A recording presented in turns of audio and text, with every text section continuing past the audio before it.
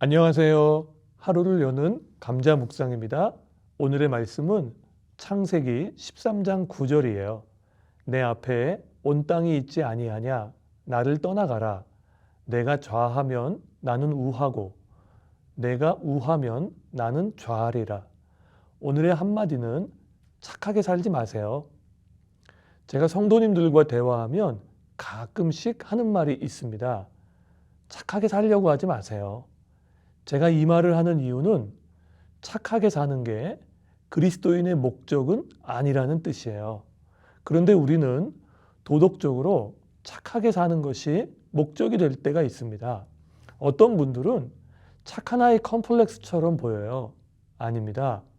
그리스도인의 목적은 믿음으로 사는 거예요. 믿음으로 살다 보면 착함으로 드러날 때가 있습니다. 착한데 믿음 없는 건 안타까워요. 믿음 위에 선함과 착함이 있으면 베스트입니다. 창세기 13장에 아브라함의 양보가 나옵니다. 조카 롯과 함께 살다가 재산이 많이 불어났어요. 그래서 목자들끼리 자꾸 다투게 돼요. 그때 아브라함이 롯에게 먼저 제안합니다. 내가 좌하면 나는 우하고 내가 우하면 나는 좌하리라.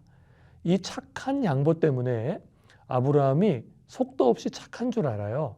아닙니다. 아브라함은 계산 잘했어요. 전쟁도 잘합니다. 그런데 왜 이런 양보를 선택했을까요? 믿음 때문입니다. 이 믿음을 두 가지로 말씀드리고 싶어요. 첫째, 이 믿음이 아브라함의 인생의 목적을 바꾸었습니다. Made in God. 아브라함에게 가장 중요한 건 하나님의 이름이 높아지는 거예요. 하나님의 명예와 영광입니다. 지금 이 상황을 그 땅에 함께 사는 원주민들이 지켜보고 있어요. 만약 하나님 믿는 사람들이 돈 때문에 싸우게 되면 세상 사람과 똑같은 거예요. 아브라함은 싸우면 이깁니다. 그러나 양보의 선택을 해요. 겉보기에는 롯의 선택에 따라 자신의 운명이 결정되는 것 같은 불리한 상황이에요. 왜 이렇게 할까요? 하나님의 영광 때문입니다. 둘째, 이 믿음이 이익 중심이 아니라 하나님 중심으로 살게 합니다. 롯이 선택한 땅은 소돔과 고모라 땅이에요. 그 땅은 롯이 보기에 여호와의 동산 같고 이집트 땅과 같았습니다. 무슨 뜻일까요? 이집트의 좋은 환경만 하나님께서 주시는 복으로 보였다는 거예요. 선택의 기준이 유리한 환경과 이익 중심이에요. 롯은 소돔에 정착했어요. 땅은 좋아요. 그런데 사람이 안 좋습니다. 여호와 앞에 악하며 큰 죄인이라고 말합니다. 사람은 안 보이는 거예요. 롯은 소돔 땅에서 부자가 되었고 사회적 지위도 얻었어요. 그러나 날마다 영혼은 상하고 썩어서 괴로워했습니다. 자녀들은 하나님의 말씀을 농담처럼 여겼어요. 아브라함은 헤브론 땅을 얻게 되었습니다. 이곳은 불리했으나 하나님이 함께 하시는 땅이었어요.